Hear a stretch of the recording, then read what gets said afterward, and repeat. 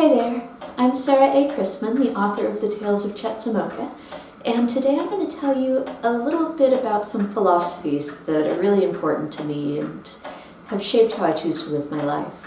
And these are the idea of a museum being a temple to the Muses, and also the idea of a home's ability to be a museum.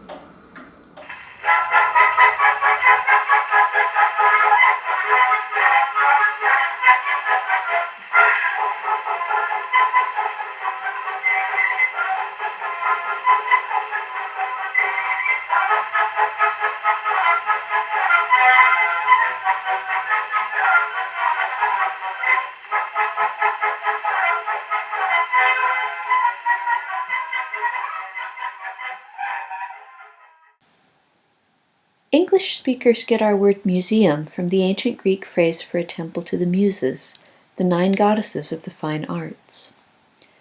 The first libraries were sacred to the Muses as well, since they were places that safeguarded their most precious gifts to humanity. When we enter a museum, we are entering a sacred space to receive divine inspiration. This is true in far more than just a symbolic sense, too. The human mind proceeds from the known to the unknown. We have to know something about the world as it is before we can expand out our thoughts to consider the world as it might be. A lot of the time we have to explore and gather up a significant collection of background knowledge before we can even start deciding which questions we want to ask and then work to try to find the answers to them. The artifacts and books in museums of all sorts, public and private, represent a vast wealth of knowledge and human experience for us to draw from. They all help us to understand how the world around us came into being, and they make us realize that the more we know, the more we find to know. This is how the Muses help us to see the beauty in the world around us when we enter their temples. As a writer, I find that inspiration absolutely essential to writing my books. There are multiple layers of meaning to even the simplest things. For example, you can look at a gas fireplace from the perspective of it being a heating apparatus. You can look at it from the perspective of it being a very advanced piece of technology that was cleaner and easier to use than the wood fireplaces that had preceded it. You can look at it from the perspective of what the hearth has meant to women, since Hestia was worshipped as goddess of hearth and home in ancient Greece. To the people I write about, it had all of these meanings. They were aware of all of them. And to do justice to those people, I have to be aware of all of them too. It's very important. I write about the Victorian era, and studying artifacts from that time helps me understand and appreciate the life and culture of that time on a much deeper level than I otherwise would. Dealing with items from the past is crucial to understanding the people who used them every day. It helps me understand history better, and it helps me write my characters as vibrant people with realistic motives for their time and place. There's a peculiar idea in the world these days that learning is a joyless duty that children have to perform at school, but life and happiness happen elsewhere.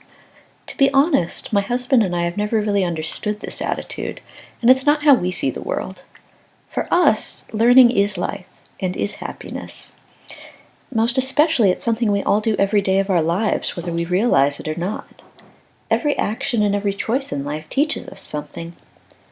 The more real things we can do and interact with to enhance our learning, the more fulfilled and happier we feel about the life we're living and the world we're living in, and the easier it is to hear the messages that the Muses convey. Museums are sacred spaces, and to the Victorians, the home was very much a sacred space as well. I have a beautiful quote about that I just love from the Victorian philosopher John Ruskin. This is from his book, Pearls of Wisdom for Young Ladies. It goes, "This is the true nature of home. It is the place of peace, the shelter, not only from all injury, but from all terror, doubt, and division. So far as it is a sacred place, a vestal temple, a temple of the hearth watched over by household gods, before whose faces none can come but those whom they can receive with love. So far as it is this, it vindicates the name and fulfills the praise of home." In the sense of a museum being a sacred place to receive inspiration, a home, which is also sacred, can be a place to receive inspiration as well. Our surroundings have a profound influence on us in the way we perceive the world, and they inspire us. When I write about the cheery scent of kerosene or the sound of a woman's silks, I'm writing about things of which I have very intimate knowledge. There's a common perception that a museum is a dead place whose lessons are all imprisoned behind glass, but it shouldn't be. Whatever we're doing, and whatever our goals are, the more inspiration we can surround ourselves with, the better work we'll do towards achieving our goals. I've wanted to write books about the Victorian era since I fell in love with Victorian authors as a little girl. Living amongst Victorian artifacts every day helps me write my books and turn my childhood dream into a reality. Thank you for watching today. I hope you enjoyed this video.